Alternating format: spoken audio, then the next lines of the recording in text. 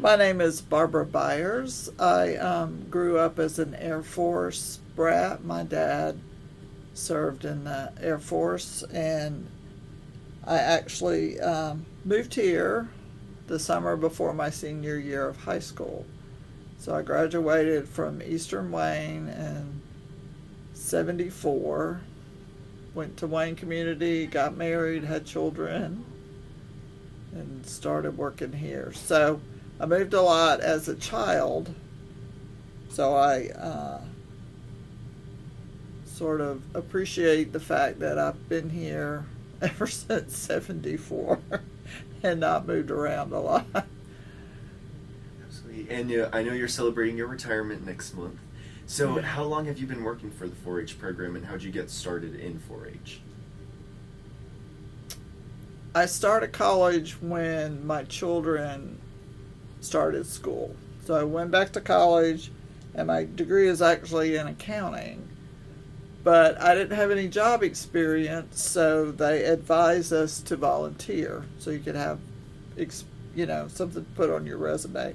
So I actually started volunteering for 4-H and Boy Scouts too, actually, and at church, so I could have something, to show prospective employers.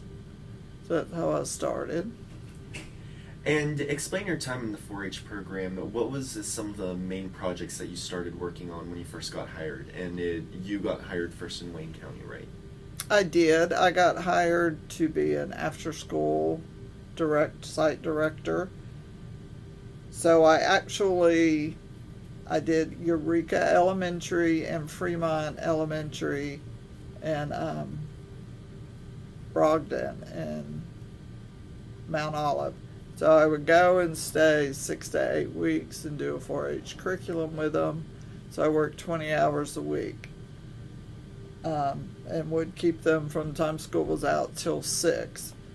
So I did that for 5 years and started working full time. I started in '89, and 5 years later, I started full time. I went to Northeast when it opened and was their site director. So I started the program there and worked there, I don't even know, 3-4 years, and then we received an SOS grant called Support Our Students, and I went to Greenwood and did clubs. So every day we would have a different club. We might have an environmental club, and we did a cooking club that 80 students signed up for, so we had to split them into 2 days, and we used the home ec room, and we had the Fat Friends Club, PHAT, and we did community service. And we actually put on a full production play at the Wayne Center. So we had a theater group as well. And I did that 3 or 4 years, and then our 4-H program assistant retired, and so I took her position at that point and did that for 10 years, and then I became a prevention specialist and went out and taught saying no to drugs. And for the last 5 to 6 years, I've taught STEM. And throughout those workshops and different clubs that you did, what do you think was your biggest impact on the youth that were in your program? I think the relationship. When I worked with our 4-Hers across the county, then I could, I would see them throughout the year, where some of the other things I do, I would just see them once or twice a week. What leadership positions did you hold within the county, within the district, and within the state in your time in 4-H and working for 4-H? When I started, I was a volunteer 4-H leader. I had a club that included my sons and some of their friends from school. They were the Falcons 4-H club because most of them went to ACOG. So I was the county council or the Leaders Association president, secretary. We just kind of traded positions around. I was president of the district. I served as secretary on the state board. And then once I started working full time in 2000, the program assistants and associates got their own professional association. And I've served as president for 5 times in that and vice president. That's probably about all. Just a little bit, right? Throughout your time as being a program assistant, what has been one of the main things that you want to focus on in your work? I know that you said you mentioned drug prevention and STEM, but beyond just making sure that youth are saying no to drugs and being involved in science, technology, engineering, and math, what are some things you want them to take with them through the 4-H program? I think those skills they learn, those times that things they've learned by participating in 4-H, that they take on with them into adulthood.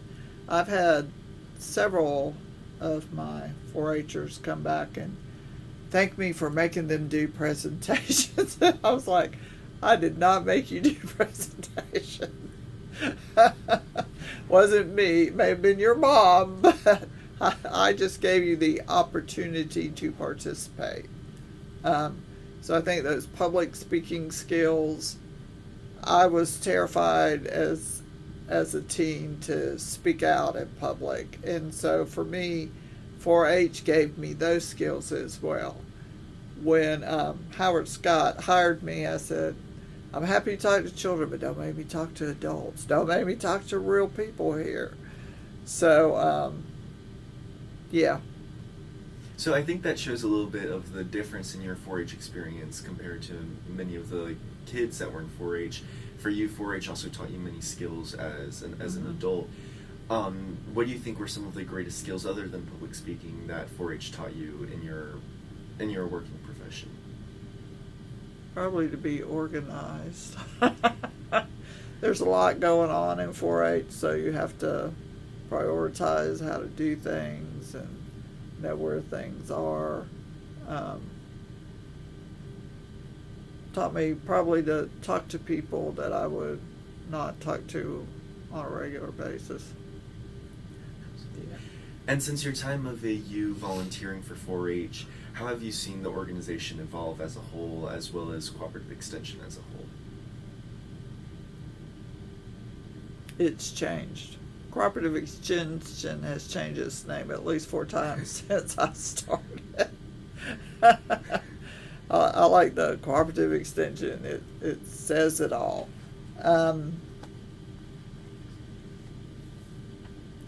When I first started out in 4-H, it was you wanted to focus on helping your 4-Hers achieve that national trip to Chicago.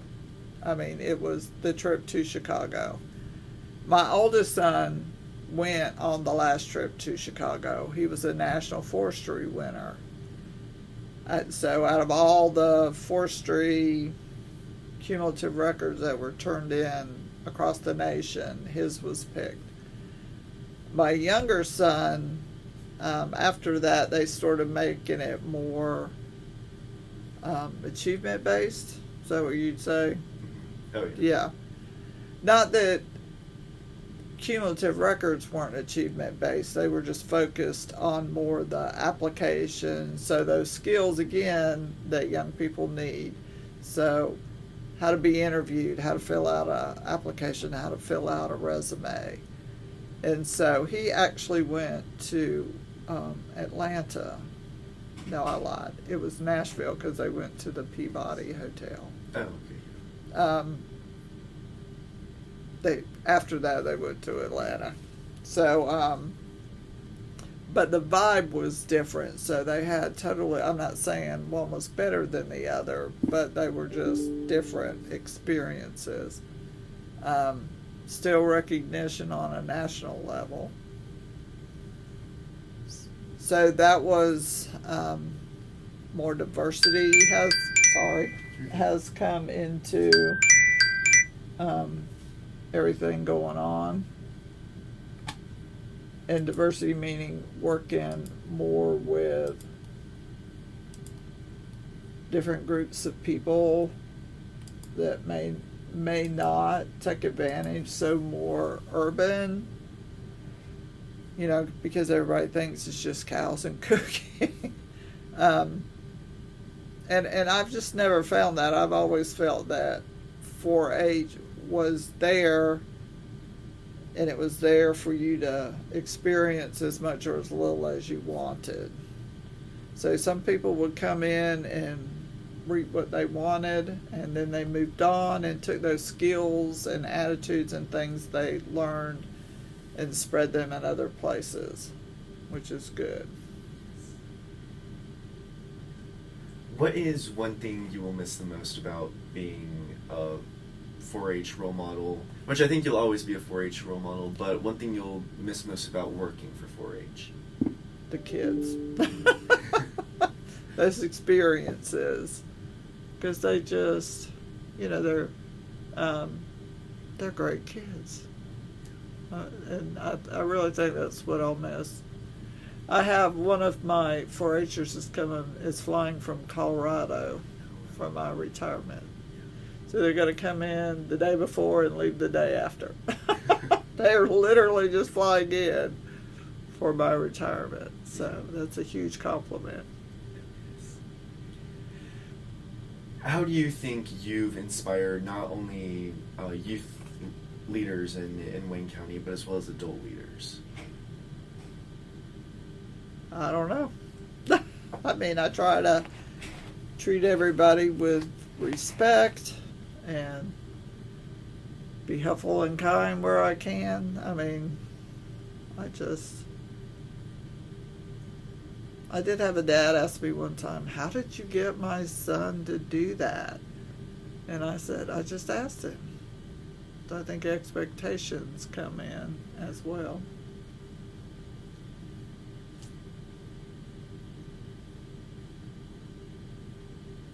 When did you say you started working or volunteering for 4-H? I don't think I said. I started working in March of '89. March of '89. So, but I was a 4-H volunteer for a year or two before that. Oh, okay.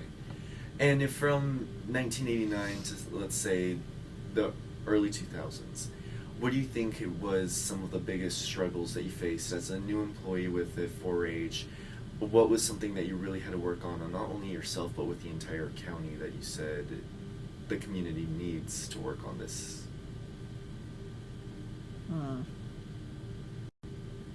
Tolerant.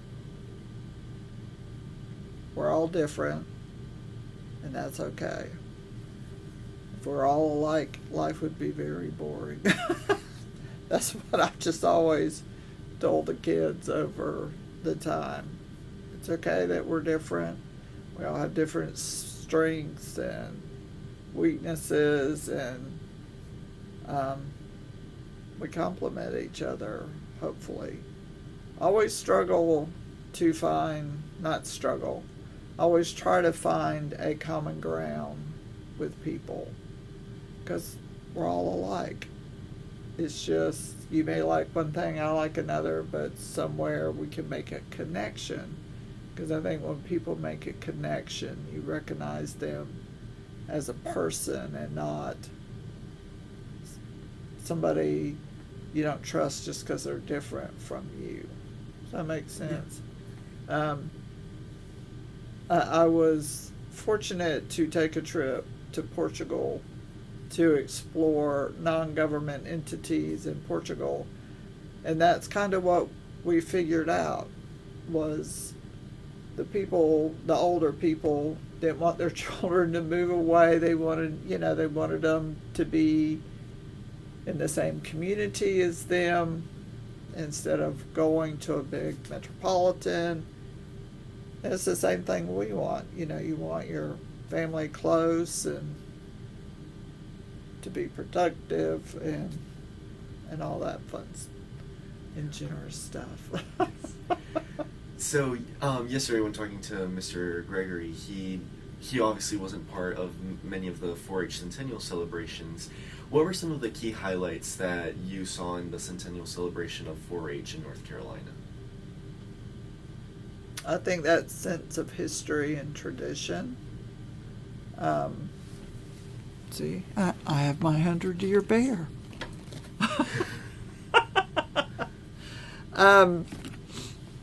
It's been around a long time. I mean, pretty soon it'll be 125 years old, which is a long time, and sometimes young people don't always see the value in that.